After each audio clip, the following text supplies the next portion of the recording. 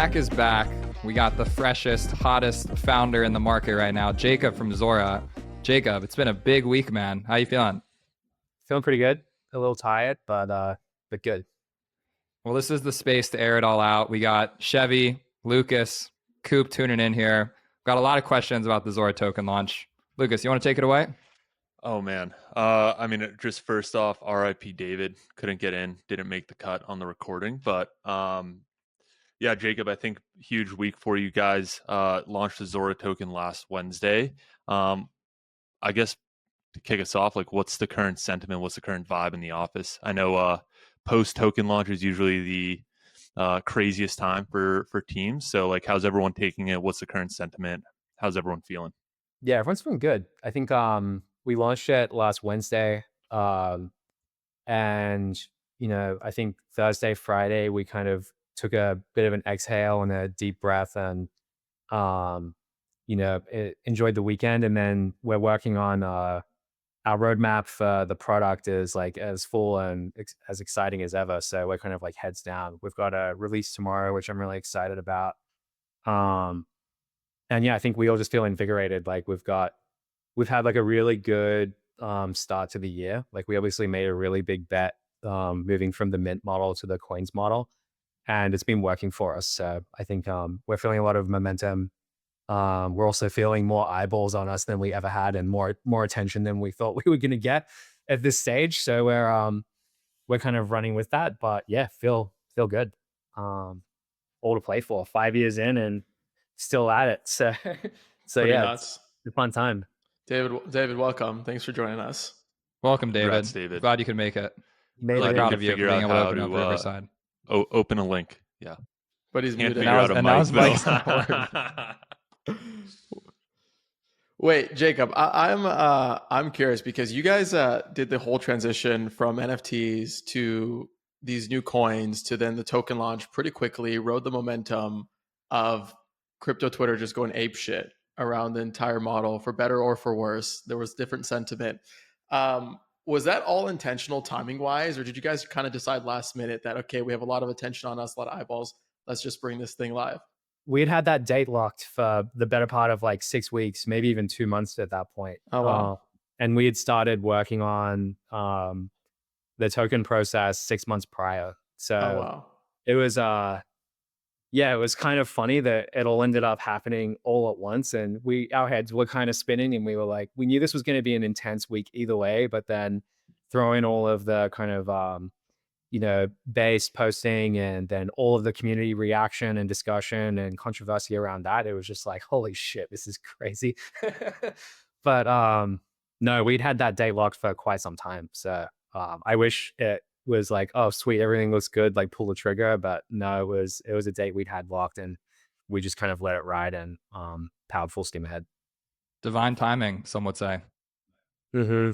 Do you think that was what the environment you wanted to launch in, is like this very like tumultuous, like high conversation, lots of back and forth opinions? Do you think that was like the right environment to launch a token in, or do you think that you would have preferred it to be a little bit more low key?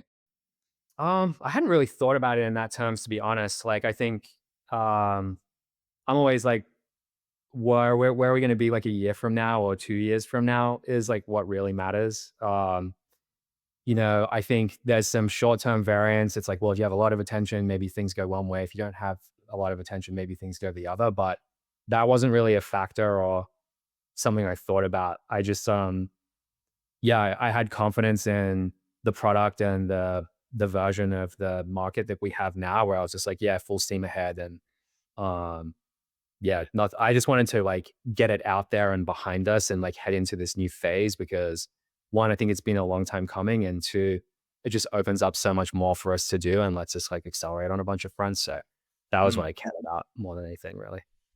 You did mention it's been 5 years since the founding of ZORA. What do you think made this feel like the right time to launch the token and really commit to this model that you guys have landed on? Yeah, it's a good question. I think one is we found comfort with a model that we could do from ZORA Labs and in the US.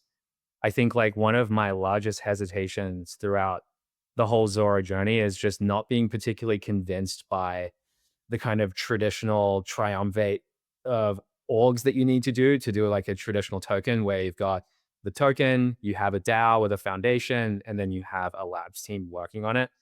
I, you know, I haven't seen a great example of that really working or helping um, accelerate the team or the ecosystem, or even like set up the best incentives. So I didn't want to run headfirst into that, even though I knew it was a tried and true method with like a good blueprint and it was well understood.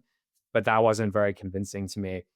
And then once the kind of meme coin form factor was starting to like reveal itself over the past year, and then started to get more formalized by and getting like tight definitions from regulators and all that kind of stuff. It was like, well, amazing. Like we can now launch a very simple token from Zora Labs and then not have to set up any of this, what is more often than not decentralization theater to get it out. We could actually have something much more honest and simple and flexible, which is kind of perfect. It's almost like the minimum viable token in a way. It's like a great starting point, not mismanaging expectations, and then just kind of opens up this whole new opportunity space for us to figure out like what is the best possible version of this that we can build. So once that became clear, it was like, yeah, I think it's just a matter of do it as soon as possible. Like if I was starting a brand new project today, I think the first thing I would do is start the token and then go from there. Given that Zora already exists, it was like, well, that's the window that's open. So let's start it now. And, we had the kind of tailwind and momentum and the confidence of the product's growth over the past couple of months where it was like, yeah, amazing, full steam ahead, let's go for it. And go into this new stage. Can you speak more to you use the word like minimum viable token, and I think a lot of people in the space, definitely most people who have launched in the space, don't think in that way, and I'm sure it's way more layered than just the decision of like, okay, we can do this in the US and this allows us to do a minimum viable token. How do you think about that, and how do you think other teams can incorporate that idea who've done venture rounds but know that if you launch too big, it can hurt you long term still? Yeah, the way I come at it is like, I think how tokens should work for protocols, products, communities, ecosystems, whatever you want to call it, is an unsolved problem. So coming out to market with like a defined structure that is very inflexible just seems like a recipe for failure to me, because you're not going to be able to adapt and iterate on, well, what can we do with this token? How can we integrate it? What can the community do with it? All that kind of stuff. So if you start with a token that has zero utility, zero expectations, but it exists on an open blockchain, now you can build anything on top of it. So I think in the same way from a product standpoint, you have minimum viable products where it's just like you get a spark out there and you iterate and you learn and you experiment, and then you just stay in that loop forever and keep figuring it out. I think that should be the case for tokens or coins or meme coins, which is like, okay, you start with essentially a blank canvas and an idea or a vision or a community, and then you experiment with ways that you can integrate with it, build on top of it, and then double down on whatever works. But I don't think you can be wedded to one single model out of the gate, because no one actually knows the answer to that yet. There's a few sparks of like mechanisms that may work, but I don't think anyone can definitively say it's a solved problem yet. So that's why I like to frame it that way. I guess my question would be zooming in a little bit more to the actual logistics here. You mentioned that in the past there was this offshore entity, there was this DAO, this foundation, et cetera, and then you had the labs entity doing it in the US. I would like to say you guys are one of the first teams to do that within this cycle and this new regime, et cetera. What did that look like practically for you guys? How did you go about structuring this and actually getting the token out there? Yeah, so it was a lot of deep legal research and then deep research on the finance and accounting side. So like the final product, I think, is actually quite amazing, which was we're able to distribute it to like everyone in our community. We were doing it just directly from Zora Labs. There was no KYC on the token claim. And the token claim's open forever. So it's like, if you like go through a checklist of things you'd want to see in an airdrop, I think like those are all on that list. So we basically did a lot of work to make sure that we were compliant wherever it made sense to be or you had to be. And then, basically kind of ran it through a legal review process. And then on the finance side, just making sure that we're not doing anything that's going to cause unwanted like tax liabilities and, a million little details like that. So I think it's probably for Zora, it'll probably be like 6 months is probably the longest it'll ever be for any other team. Now that we've done it, and for teams that want to follow in our footsteps, will probably be a lot faster because we did a lot of the like early discovery work there. Um, but yeah, and then once that was figured out, it's just, going through the process that we need to with investors and employees and stuff like that. So it's just making sure that, we're getting that all set up and yeah, there's like a million little details, but that's like the high level. Do you think that your legal team was first in this approach, or do you think that there was like a strategy that you guys followed here that's very replicable for other teams in the US to also be able to do something like this in the future? Yeah, I think this is super replicable for any other team that wants to do this now.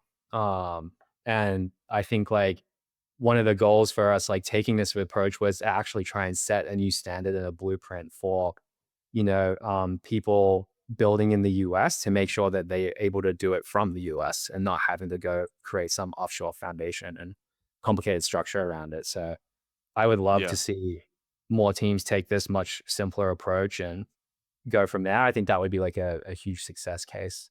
Even outside of Zora doing well, I would love to just see like it get a lot easier for the industry generally to do something like this. Yeah. And I think that there's a lot of merit around streamlining this process and not having to do the Cayman's entity and all that stuff. I guess, Mike, I'm wondering what were like some of the limitations or frictions around this approach that maybe is better for like the Cayman's entity? Like maybe you can get more aggressive on the token design or something like that. What were some of like the main limitations that you found or roadblocks that you guys hit with this approach? Yeah, I'd say if you have a strong vision of what you want to do from day one, utility wise in the token, then it might be a little bit harder to do an approach like this. I don't think it would necessarily exclude you from doing it, but I think that would be one of the things you'd have to do some extra work on to see what it looks like. But yeah, that would be the main one that comes to mind. Like if you've got a strong point of view for like the usage of the thing, from day one, then yeah, that would be a little different. But yeah, I'm not a lawyer, so I can't tell you exactly what like the differences would be, but I'd imagine that would be a pretty big factor that you'd have to work through. I feel like, at least in my experience working with lawyers on the crypto side, it's a lot of telling them what you want to do and sometimes saying like how you want to do it and seeing if there's pushback. Did you feel like that was the pattern here, or had some of that changed with some of the easings with the new administration or expected easings? That's a good question. I'd say a bit of both. Like we kind of started this before a lot of those changes had really come into place. So I think like we were building confidence that this was like the shot we wanted to take anyway, and then those tailwinds kind of made it a lot easier and frictionless later on in the process. So yeah, a little bit of both. I think this is a good place to talk about the transition from content coins, or from NFTs rather, to content coins. And building Zora the last 5 years, you've gone through an iteration from selling physical goods to then digital goods to now things that you call coins or content coins. And I'm putting my creator hat on right now. And as someone like yourself who's been building for creators, when you consider making these pivots on like a platform wide level, when you have so many creators making a living on chain because of you guys, to then implement certain features or certain adjustments, how do you actually come to those conclusions, and how do you do them with such confidence? And yeah, just kind of just rip the Band-Aid off kind of thing. Like how does that come to fruition? And also, what is the narrative that actually allowed for that transition, particularly around the NFT side to the content coin side? Yeah, great question. We like to just call them coins, by the way. I feel like the Okay. content coin, it's like a fun meme, or it's a lot of controversy actually showed up around those two words, which is interesting, but we just like to call them coins. Yeah. Yeah, how do we make those decisions? So I think like generally, I always view things through the lens of local maximums. So it's like, I don't know if there's this like famous diagram of like the innovator's dilemma, where it's like you've got one curve like this, which is a local maximum, and then You have to kind of, to get to a global max, you have to drop down and go to the next one. And it's important to know that as a founder, because the only way to survive the innovator's dilemma is to directly disrupt yourself. Um, and we've only made, I think we've had, it's been like 3 of these like really fundamental jumps and bets. And they're made from a place of just like looking at the empirical data for like a period of time and basically building a lot of confidence that it's like, if we do not make a change here, then this will die and that Zora will disappear if we don't make this change. So it's like, while you could offer some stability in the short term, if you don't make that change, you will offer no stability because you won't exist anymore, because you failed to kind of break out of a local maximum that is leading you onto a very slow death, essentially. So from like one of ones to additions, that was one example where it was like the one of one format and market structure had very clearly reached a peak and then was dropping off. And additions kind of like took us to the next order of magnitude of growth. And then the same thing was happening again with minting and additions, where it was like it reached a very clear peak and then it was dropping down, and then we was just seeing no signs that it would come back. And then you layer on top of that basically as many conversations as you possibly can with your users to understand, well, like, what are other reasons why this isn't working from a user experience standpoint. So the like one line that I like to describe the superpower of coins to people from the NFT side is that coins lets anyone on the internet buy any amount at any time. And that's just not possible with NFTs, with how the secondary market works. You could do that if you had forever mints, for example, but then you're like really capping the potential of the market, because now you're like bounding the upside on the collector front. So it's basically like the combination of like, well, what is the market actually telling us on chain every day? And then if we were to like look into the future of what the most ideal user experience would look like, how can we like connect those 2 dots? And then, then you kind of take it to a design process and like, how does it look and feel? You start to scope out protocol, all that kind of stuff.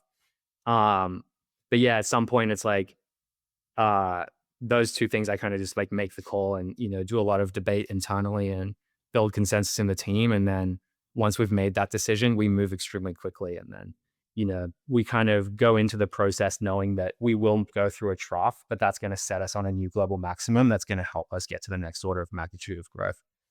I find it really interesting because Jesse from Base actively preaches optimizing for the supply side.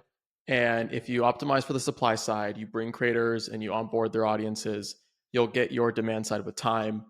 It seems as if this transition was more so optimized for the demand side of Zora's marketplace. Mm-hmm. And listening to you hear how you answer that question and talking to the user part of the journey, aside from the internal debates that you have in the empirical data, when you do that user research, is it mostly talking to the demand side, the supply side, or are you guys like imagining the way to build the marketplace's momentum is just consistently iterate on the demand side and the supply side will follow? Like, how do you guys think about that process? It's always both. Like for this one, it was basically like why there were creators who were already starting to experiment with coins. So it was like, well, why are you experimenting with coins? What do you like about it? What's not working? What's scary? And then for people who are in Zora that haven't used them yet but are aware of them, it's like, well, why haven't you used them? What do you think of them? Like, what do you think these achieve? And then if we were to do this, like, how would you think about it? What would you want to see? Like, we have this like mock-up for like what the user experience look like. Is this confusing? Does this feel the same? Like, we're always doing both. And you can think of Zora, the platform, as essentially a negotiation between those 2 sides of the market. So it's like, if you're optimizing for one side too heavily, then I don't think you're going to have the most effective flywheel, because you're maybe overweighting one side of the market more than the other. So we're always trying to square both. I think where the supply side only logic breaks down is like, you could originate the world's best supply into a one-of-one marketplace, and I think it's probably still DOA. And then also for like additions, I'd say in most cases, probably not going to get the most amount of growth possible. But if you do it into something more closer to the coins model, where it's like, well, okay, you can get kind of the demand side is really happy, and now it's a better of like, okay, how can we make it work for the supply side? Then I think, the flywheel gets going. So it's yeah, it's always both. It's always both for sure. Is one of those user profiles people in Williamsburg, or like what does the conversation look like with like the people who are showing up to your office parties and I don't shit know and where trying this to? meme comes from. It's like our office is in Soho. We're in Manhattan. Sure, but yeah, it's got proximity to Brooklyn, and there's a bunch of like Bushwick memes and stuff like that. I'm not even But no, talking about like the Williamsburg elite meme by the way. I'm just talking about like normal people on the street, like the people that come to your Oh, yeah. office parties that don't know shit about crypto. Like, Yeah, what is yeah, the conversation with them? that's usually like downtown Manhattan. Then yeah, we're throwing yeah, we'll do stuff with like club chess, or we've actually done a bunch of events in London this past few months that have been like amazing and growing really well. We do them everywhere.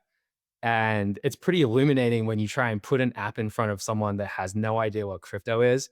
They go through the onboarding flow, and then onboarding feels kind of normal. And then they get dropped in this feed and they're seeing like dollar signs and they're like, okay, what's that number mean? I don't know what that number means. And then it's like they post, and then numbers and money start showing up, and they're like, whoa, that's crazy. That's insane.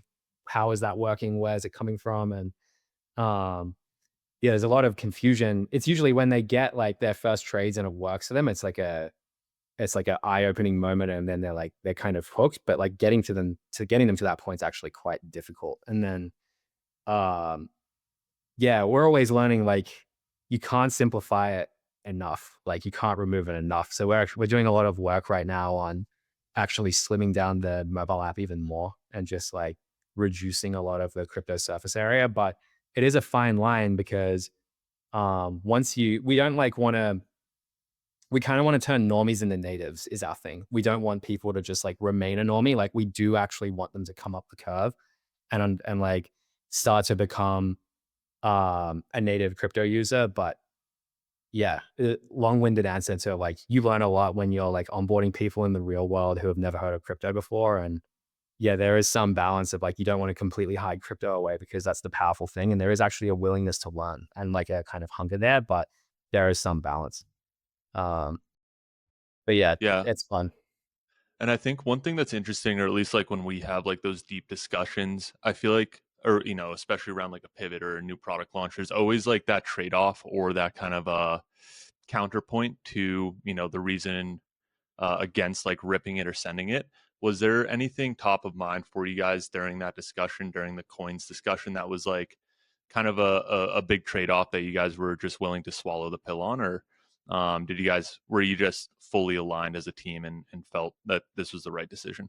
The trade-offs we knew going into it was like, okay, like net revenue for all parties in the ecosystem will probably be down in the short term, because obviously if you're going from, you know, 30 cents per mint, where most of that's going to the creator and platforms built on top of it, to a 1% fee on trades, that's going to be a pretty substantial change. The way we got comfortable with that was that we actually made a move like that before, which was going from the mint fee goes entirely to Zora to the rewards model, where it was like, well, we're going to take a 80% hit on all Zora revenue, but we think this is going to lead to more growth in the long term. It'll eventually catch up. And we thought it was going to take like 6 months for it to like get back up to baseline, and it took like 3 months. And you know, we're 2 months into this new coins model, and it's like it's already starting to like get close to where it was in November and December for the minting model. So it's like we're seeing a similar. We had like one reference basically, but I think even without that, we would have made the bet anyway, because we just think this is fundamentally like the way the world's moving. And I guess to kind of tie it back to like why onboarding people who aren't in crypto is so helpful is like they don't know what an NFT or a coin is. They don't know what the difference is there. They just like, oh, cool. Like, yeah. If you ask them like, do you have a preference for this being an NFT with a mint model or a coin on an AMM? There's gonna be like, what? I just want magic money to show up for things I'm doing. So it's very simplifying then, because really like they're the ones running into the issue where it's like, I like this picture, why can't I buy it? And it's like, well, the secondary market for NFT sucks. But now it's like, oh, I see thing, I double tap whenever I want and it works. It's like huge. That's amazing UX gain. I think the only thing I would push back on there is what creators do know is the difference between like price stability and price volatility. And I feel like the biggest issue that I've run into with creators is that they're throw their work on chain when they can make extra money from it. But then the second they need to introduce this idea of a changing price and the potential for a fan to like lose money because they bought something, that's where they get really scared. I think this stigma is like really getting hit head on now, and like all of the stuff that Base is doing and Jesse is like the crux of the conversation. But I guess what's been your response to that with some of your bigger creators that maybe were, you know, finding success with open editions and now they've been a little bit more hesitant to experiment with coins, and just how you're getting them through that mental thought pattern? Yeah, I tend to not be too heavy-handed. I'm just like, hey, here's what I'm seeing. I'll just like share data points of success. So it's like for large creators who I'm always trying to like pitch or onboard, you know, it gets very annoying if you're always just in DMs being like, coin it, coin it. It's like, hey, like I saw this creator did this and it worked pretty well and they didn't get much pushback. Or it's like, hey, this person did get a bunch of pushback, but I think it's because they said this in their tweet and didn't manage expectations. So if you're thinking about it, like maybe don't do that. And kind of point to it. I think like one of the remnants we still have from the NFT model as like a ecosystem that isn't that productive is that all of the money has to be made on the spot, like right there and then in that first day.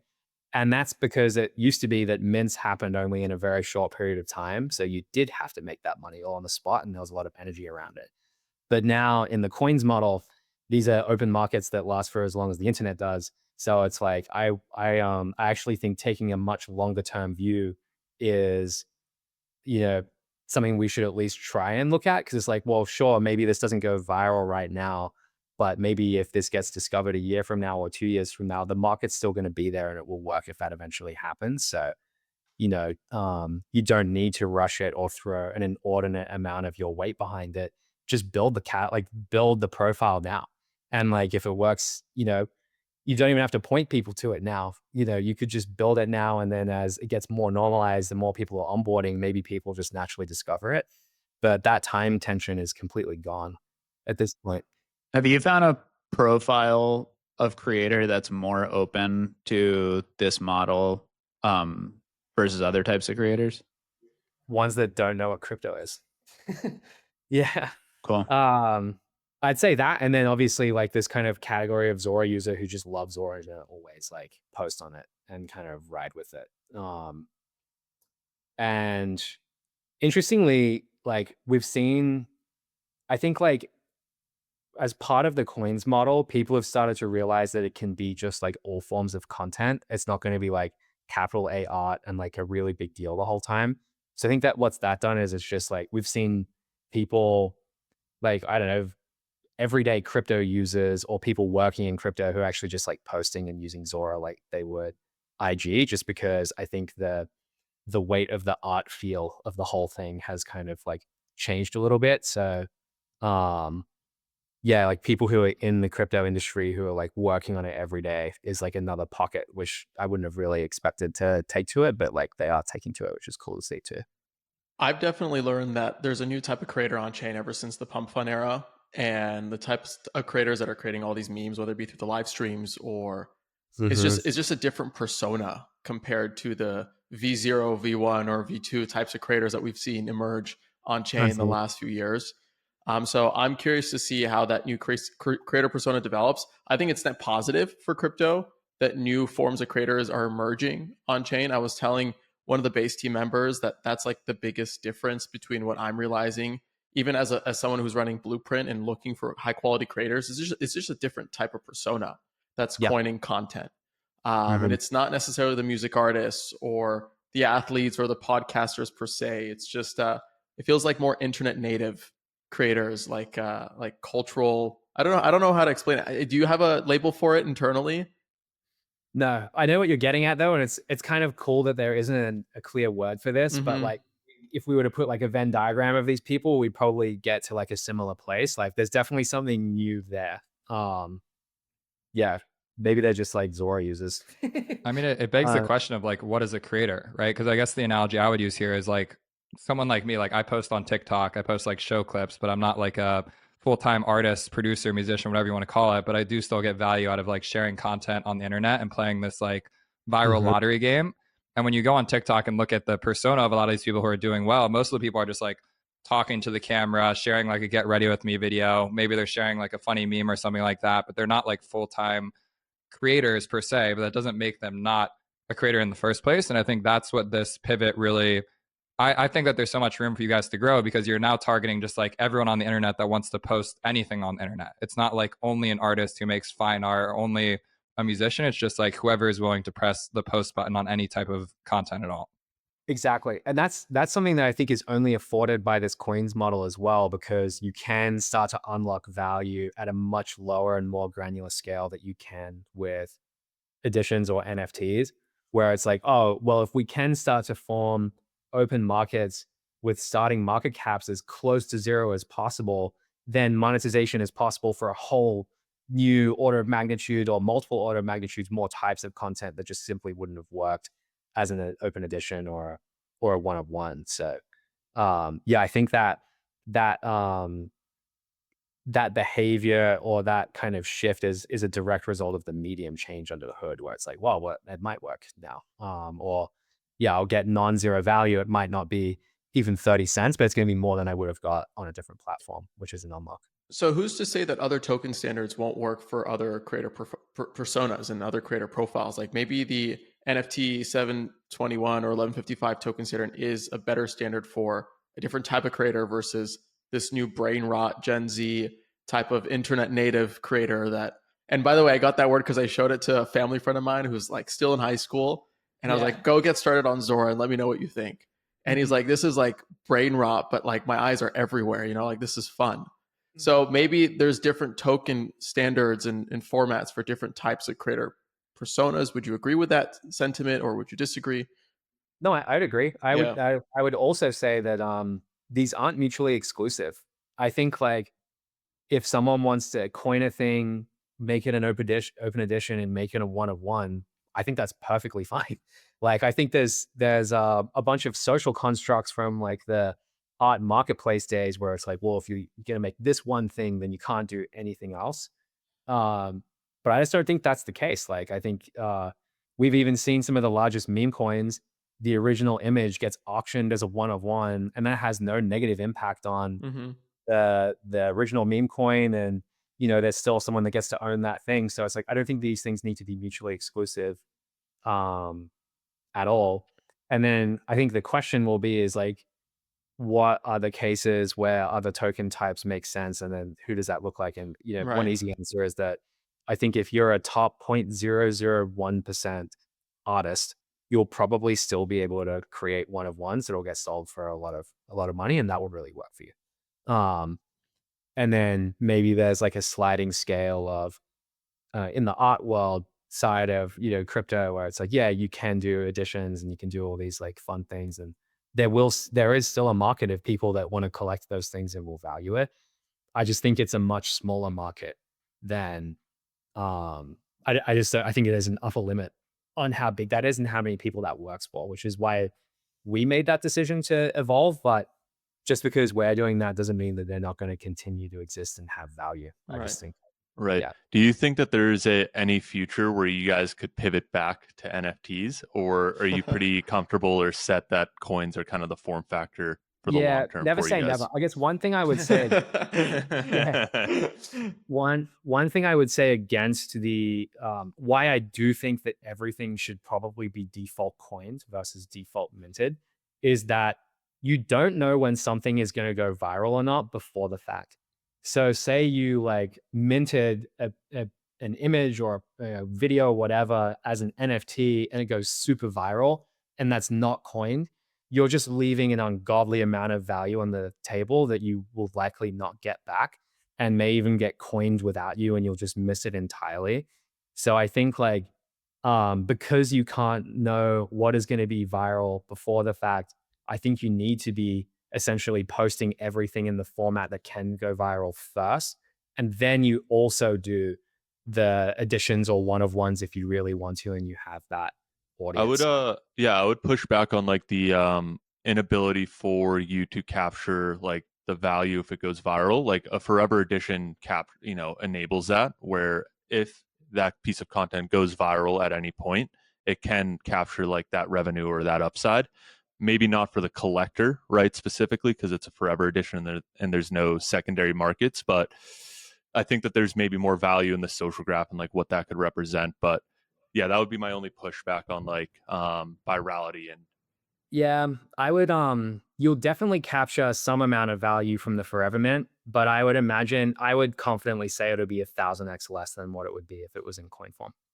Yeah, in that case. I just don't think there's any way, like, yes, you won't get, I guess you already said why it wouldn't work is that you're leaving a whole segment of the market that is just not going to participate in that kind of patron only forever mint model. So I think you're right that if you had a super viral piece of media and it was like in a forever mint, it would get way more earnings than another piece of content in a forever mint that did not go viral. But if you were to compare it to the net value created in a coin, I think it's just going to be substantially less. This is a somewhat of a nerdy question here, but I know you guys were working really closely with Doppler on the way that you structured these new coin launches. Can you share a little bit more about like the first Zora coin model to what it currently looks like and how you guys were able to achieve that working with someone like Doppler? Yeah, so we actually ran part of our kind of process for this iteration was we did an experiment called Wow, which was like, okay, how can we get out into the market with a real product and do the most raw and kind of simplistic version of it and like see what we learn. And that was like its own custom bonding curve that would then deploy into Uniswap. And it was like, this is a tried and true method. What do we learn or not? And we learned that at least in the ETH world, you just get way more distribution by going directly to Uniswap. Like you don't actually need to have your own curve. And you using like single-sided LP positions in V3, you can actually get like reasonably customizable markets on Uniswap.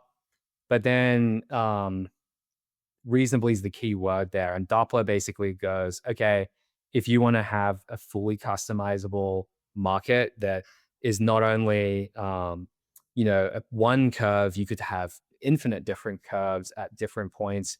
And you can even start to add custom hooks into it where it's like, well, if really large orders come in, you have to give them a different price to defend against sniping, and you just get infinite things there. So, yeah, I guess we realized pretty early that that jump would be worth making. So I think it was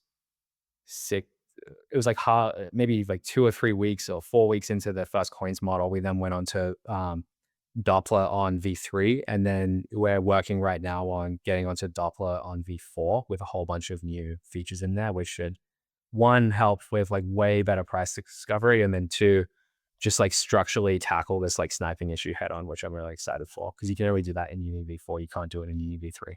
With And Doppler, what does that look like in practice? Is that basically every coin starts at a $0 market cap, I'm guessing? Obviously. As close to zero as possible. Yeah, we don't know if it'll be exactly zero, but it'll be close to zero. And yeah, basically it's like you can have infinite different curves that you want. And then, yeah, there's like, there's a lot of like what pieces to it that like even kind of pushes my limit of understanding of how it works. But yeah, the TLDR is that like, say the price is a $1 market cap right now, but you have a $1,000 buy order coming in. It's like, well, what price should you give them versus if someone came in right now with a $1 buy order, and then you can just like manage that on a trade by trade basis. So yeah, Austin Adams and the Doppler team obviously spend all their time thinking about that. And then, so we Zora protocol basically uses Doppler for the original distribution to Uniswap. And then once it is in Uniswap, then that's where we manage all of the rewards and then distribute them back to everyone in the ecosystem, basically. Got it. My question for you is we've been talking about iterations. WoW was maybe like the initial iteration, and then even when you introduced the first coin, it was a new iteration, and now we introduced a brand new iteration, trying to bring the market cap as close to zero. You teased some new updates coming soon in the green room. I'm curious, are these new iterations? Are these new features for creators? What can we expect exactly? So tomorrow, instead of all of our new posts being paired or quoted against ETH, they're going to be paired against Zora. So this means that creators will be earning all of their rewards in Zora, which is going to be awesome. And then, yeah, I think that'll have some like fun effects on, but just the broader ecosystem after that point. So the beauty of it is that when you're kind of double tapping on the mobile app or still trading on web, like there's no impact to the user experience at all. So you can just like pay with ETH, pay with USDC, pay with any other coin you have, but we're doing all of the routing under the back end. So now it's like, it's managing that. That's super interesting because like when you just started describing that, I was like, oh, shifting to USDC, and then you said Yeah, that's what I Zora. thought too. Can you talk a little bit more about like the thinking behind routing with Zora rather than USDC, or just more about that decision? Yeah, I think one, it unlocks this like kind of really nice behavior where now creators are earning in Zora, which is like perfect. It's like, okay, if you've got the Zora token is out in the ecosystem, we want to keep growing it. There's a bunch of ways where you can construct incentive programs to like, help distribute and grow it. But it's like, well, what's a way that we could just have it built into the core experience and value model itself? And it's like, okay, if you create really well, the market is actually going to determine exactly how much Zora you should be getting on a per trade basis, which is amazing. And then the more higher level idea is like, you could pick, it's like, which unit of account should you pick on the internet? It's like, is USDC actually the right one? Like how much of the world uses that? Like, is ETH the right one? I'm not sure. We're in a position where we're originating a really high percentage of all coins being created on Base right now. So it's like, well, why not have Zora be the unit of account for everything in our ecosystem? And because of the beauty of Uniswap and how it works, that actually doesn't come with as much user experience friction as you would think. It actually comes with very little. So it just feels like it feels something that's very crypto native and only really possible, in a case where you're originating a lot of coins like Zora and there's a meme coin out in the ecosystem that's for our community. So it's like, well, it just feels like a really simple and elegant way to like tie all these things together. And it's worth the experiment to see what happens, basically. What's your inevitably, right? The price of Zora will fluctuate. So how do you plan on talking to a creator, especially like a non-crypto native creator who's now earning in Zora, and it's a week where Zora's gone down and now their earnings are down? Like, what's your response to that creator? How do you walk them through that process and why it's good that the ecosystem's valuing everything in Zora? Well, I guess one, it's like any other, I guess compared to ETH, it's like ETH goes up and down as well. So it's just like, I think that's actually a good learning moment where it's like, well, why is the value of this going up or down or not? Like, what is this coin? Compared to USDC where it'd be more stable. I guess. Yeah. So the amount will depend on like will depend on like how successful your post is, and then the price will change. So hopefully it's like, maybe I don't know what the price is going to do. And then they can always swap it. We make it very easy to swap Zora into whatever they want in the app. So they can I feel choose like what the North Star here is that creators are getting paid in something stable, like dollars, but the routing is happening through Zora so that the volume on the Zora token is consistent. I mean, what I'm hearing from you is basically like the routing is valuable to the network because now every buy and sell is volume on the Zora token, which is inherently like positive to the Zora token as a whole. And if the creator can feel like they don't have to like ride this giant volatility wave, then they're almost like satisfied as well. So I feel like it's definitely a step in the right direction. And I wonder how you can get to that end state of like creator earnings are stable, but volume is also consistently routed through Zora token. Yeah, exactly. And this is one of like the great things about V4, where it's like, we'll actually just be able to give the creator a choice for like what you earn it in. So this is obviously the V1 where it's like, let's get it out there and, push ahead with this new model and see what happens. But yeah, V4 kind of lets us put that choice into the hands of creators where it's like, do you want to earn it in USDC? Do you want to earn it in, GBP, CB? Do you want to earn it in ETH? Do you want to earn it in like whatever you want? Like we can just give that choice to them. So what does a normal person get when they come to the Zora app and they try and buy something? Are they presented with like an Apple Pay checkout? Do they use like credits or something? Or like, let's say that I'm a complete normie. I've never used Zora before, never touched crypto. I download the app. I go to buy my first post. What am I buying with? Yeah, so there's two ways. One is if you post, we actually let you spend the coins that you've made for your own posts now on everything else. So that's like the Mhm. most magical onboarding, where it's like, oh, you're just creating and now you've got these like coins you can spend from what you've made. Otherwise, I'll show you. You can just go into the app, you go into the wallet. We just have this Apple Pay integration. So I can just like, So I those can are buy. Sparks right now, right? Or is that going to be Zora in like the next few days then? No, that will not change to Zora. Interesting. We're actually trying to just get that to USD eventually. Yep. This implementation is a kind of a hangover of the NFT model, because the App Store has very strict restrictions around NFT NFTs in iOS apps. You actually have to build that very specific type of Apple Pay integration, but those Mm. same restrictions don't apply to coins, interestingly. So on ramp could actually get a lot simpler and probably just dollar denominated without any of that like complicating stuff around it. So we'll pick that up eventually, but yeah, right now if you just buy on Apple Pay, you get Sparks. The reason that I index on that is I feel like, from my perspective, the success of Zora is how many new people use this app that aren't currently crypto native. You talked about like normies to natives, and I feel like the ceiling for Zora is basically like how many regular people are able to onboard into this ecosystem having no prior knowledge to anything that came before it. And so I think, like, from my perspective, all of those learnings around like mobile and getting someone into the app in the first place and making them their first money, like that feels like the really big holy grail here. I actually am less concerned with like, how do you convince a Solana meme coin maxi that buying these tokens on base is like better or something like that? Like that kind of feels like a zero sum game in a lot of ways from my perspective.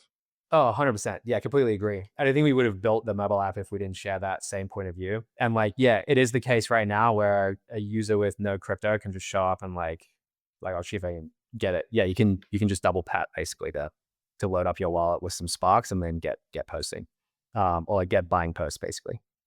I know I'm asking a lot of questions here, but one more until I send it around the horn. How do you view the rest of the coin landscape right now? I think what's really interesting to see unfolding is there's a variety of different launch pads on different chains. There's certain launch pads going over app coins, other ones going over, meme coins, creator coins, etc. Do you view yourself in like a coin competition here? How do you think about the positioning of Zora relative to some of these other launch pads in the market?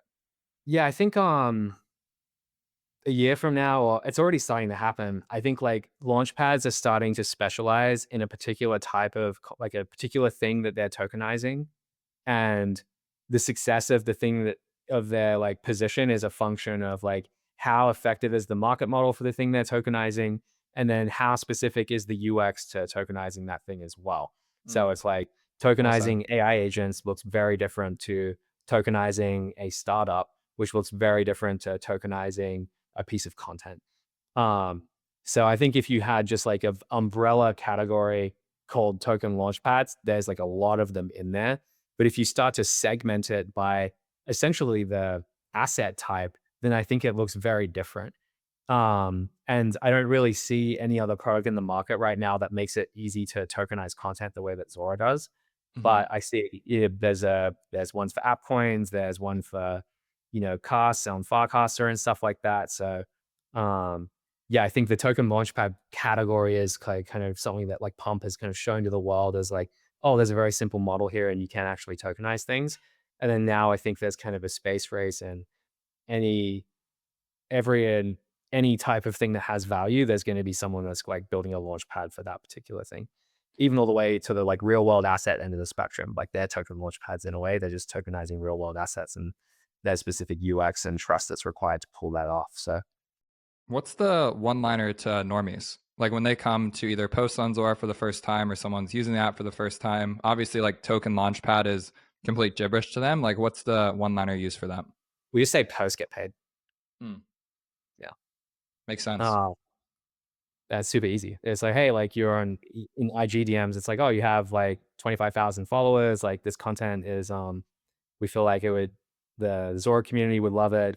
It's free to post. You can sign up with an email, just like post it and see what happens. And it's like amazing and always good to remember that even like if $1 shows up, it's kind of like a mind blowing moment. Like it doesn't have to be hundreds or thousands of dollars all the time. Right. It's like, shit, I just made $8.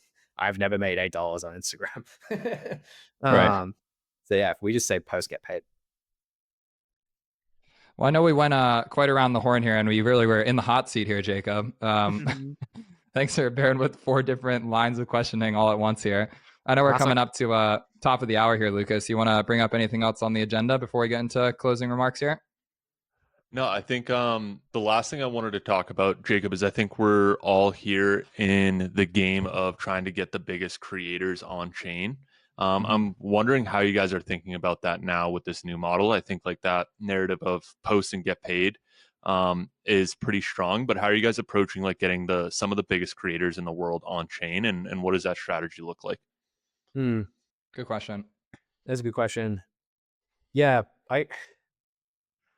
I've never been a fan of the go for like the top creator model, because one, they've figured it out in the way the internet works and like they don't really need it.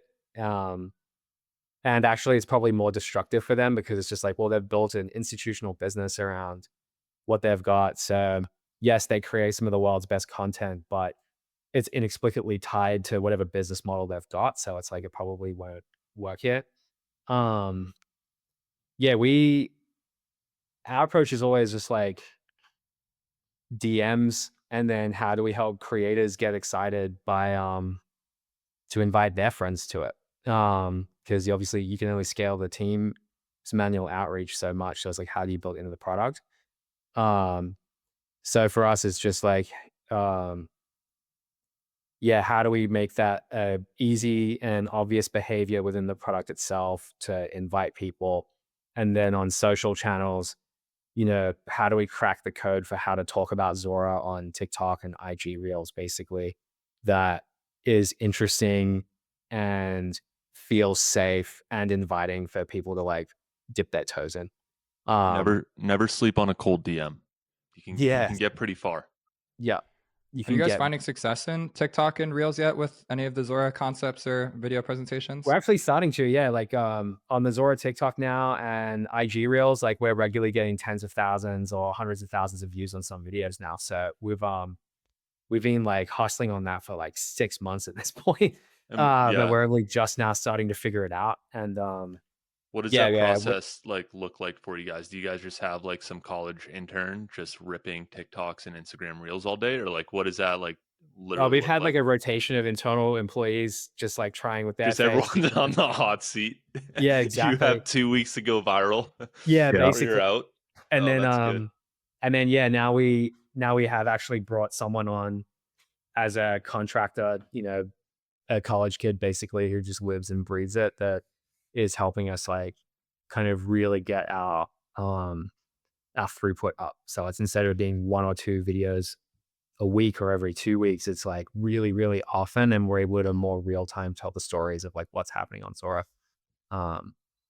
So yeah, but I guess it's barbell. It's like either talk to the whole internet on TikTok, or just like slinging in DMs all day and seeing what happens. And it's like, that's all you really need, I think. It's a good strategy. Love it. Let's wrap up with this. For those who are skeptical about coins, or feel discouraged by the pivot, or don't really know where to start, what's one thing you'd encourage them to do on Zora to see the potential of what we're so excited about, what you're so excited about, the team is excited about? Take it away. I'd say just try the product. I think one thing I found is that people tend to inherit the opinions of what they're reading on Twitter before actually like forming their own opinion from like using the experience.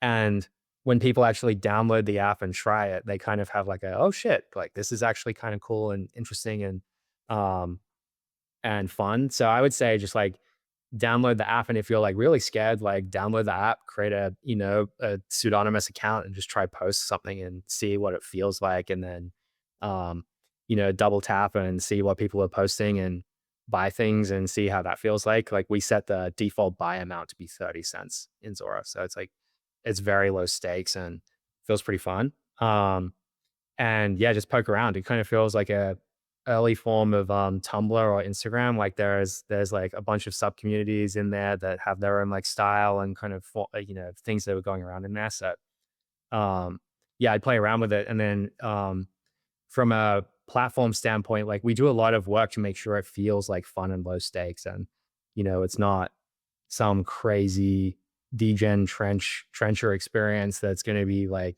intense and crazy. It's actually like, no, it just kind of looks and feels like a social platform. It just happens to be powered by some of the most like powerful markets on the internet on the back end.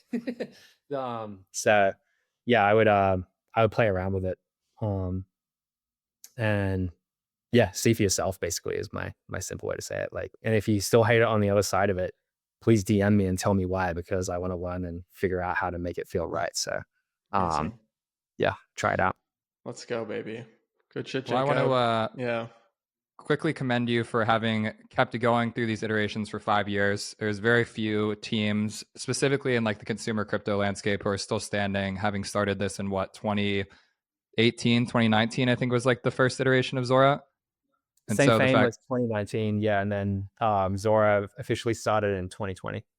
so yeah, the fact that you guys are still going, I mean, the token launch is such a big moment for any company, any project. So I just want to say congrats on getting it out there. I feel like you've shared a lot of insights on this call. And as someone who's building a crypto product based in the US, you give me a lot of hope for what's possible. So appreciate you taking the time and coming on and sharing your thoughts.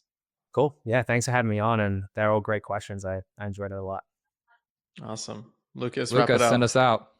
Appreciate it, Jacob. This is an awesome episode. If you're still listening, you can find this episode on chain as an NFT at pods.media / not a cartel. And because Jacob's on, we will also coin this episode. Maybe we'll have a little friendly competition on best performing episode on which we should which platform. check in on the 1 week, 1 year, 5 year time horizon for that. I like it. I would I think also that's say fun. it's like maybe you should always do both, and that's the blueprint. Like you don't have to do one or the other. That's the blueprint. Adam, plugged. Done. Plug. Awesome. Awesome, guys. Thank you so much.